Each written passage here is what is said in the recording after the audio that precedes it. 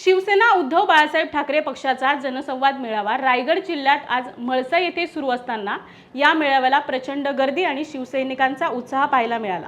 यावेळी उद्धव ठाकरेंनी सत्तेत असणाऱ्या मोदी सरकारवर टीका केली आहे। आपण मोदींच्या विरोधात नसून हुकुमशाहीच्या विरोधात आहोत, त्यामुळे रायगडात मला याबद्दल जास्त सांगण्याची गरज नाही, कारण आता रायगडकर याच हुकुमशाहीला गाडून टाकतील यावर माझा विश्वास असल्याचंही प्रतिपादन उद्धव ठाकरे यांनी म्हळसा येथील जनसंवाद मेळाव्याच्या प्रसंगी केले।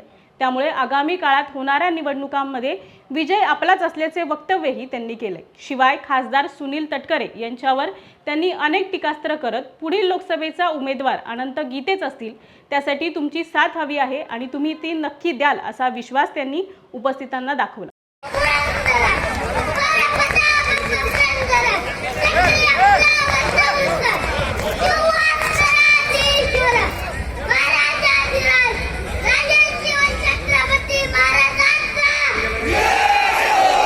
स्वीकारतो आणि आमचं घराणं राजकारणातून आता निवृत्त होत आहे, तटकरे साहेबांनी जाहीर करावं की आता बस झालं।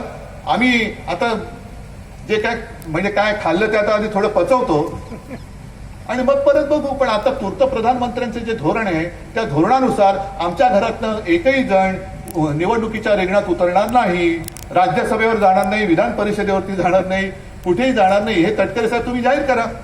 नाही तर प्रधानमंत्र्यांनी सांगावं की नाही ही गद्दारांची घराणेशाही चालेल, पण ठाकरेंची जी कडवाट हिंदुत्ववादी आणि महाराष्ट्राच्या मातीत जन्माला आलेली महाराष्ट्राचं हित बघणारी ही घराणेशाही मला चालत नाही, पण गद्दारांची घराणेशाही मला चालते, हे प्रधानमंत्र्यांनी